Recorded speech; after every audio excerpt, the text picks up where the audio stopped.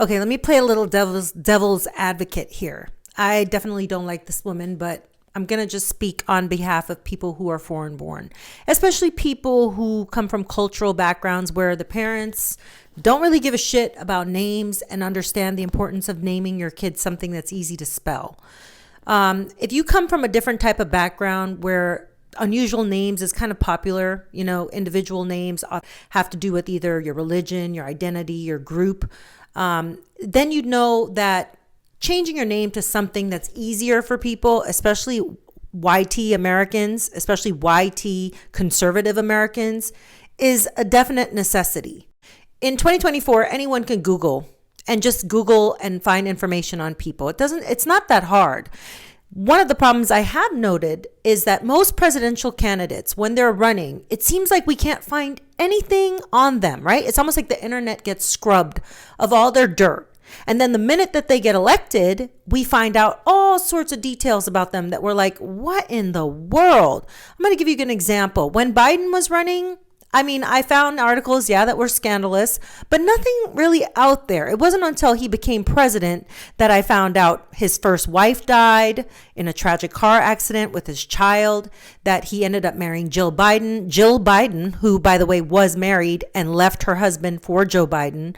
I didn't find out that he didn't graduate with honors and all the stuff that he said, allegedly, that he graduated top of his class. In fact, he graduated at the very bottom of his class, and so on and so forth. So really, it is really one of those things. It's telling when information comes forward on people before they get elected that somebody out there hates them and wants them gone. Now, a name is really not something that would throw me off so much if somebody changes their name. So many celebrities, so many rich people, so many people right on this app do not use their legal first name for a number of reasons, for safety, security, for all sorts of reasons, right? But being from a cultural background like her, she's Punjabi, I think, or I don't know if that's a cultural thing. She's Indian, right? And her having that name, Nimrata Randhawa, her family even said, growing up, we called her Nikki. This is on record that her family says this is something we've called her from since day one. A lot of families have pet names for their kids. They have names that are easier maybe to just say out loud instead of saying their full name. But I think what irritates people, Americans, about Nikki Haley is her attitude about this, right? Her attitude, like you see videos of her circulating the internet saying that she doesn't believe that Americans are racist. She doesn't believe that we're a racist country. But yet people are saying, well, try using your real name. I agree, right? If you use your real name, it gives it away that you're not from here.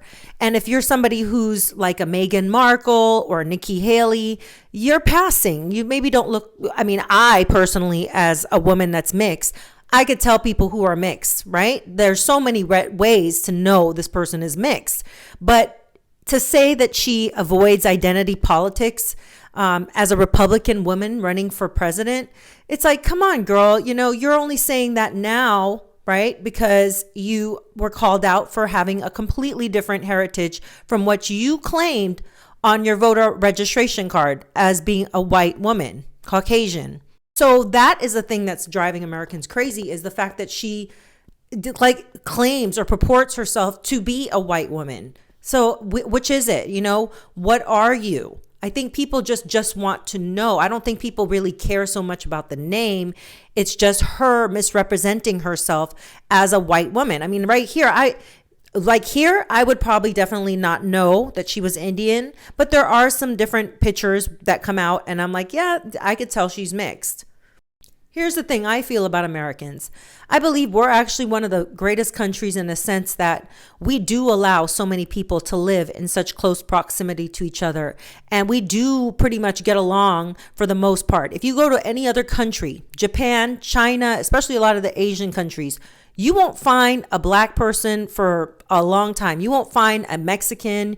You won't find a Spaniard. You won't find anybody. It's usually a huge percentage of just that demographic. America is the melting pot.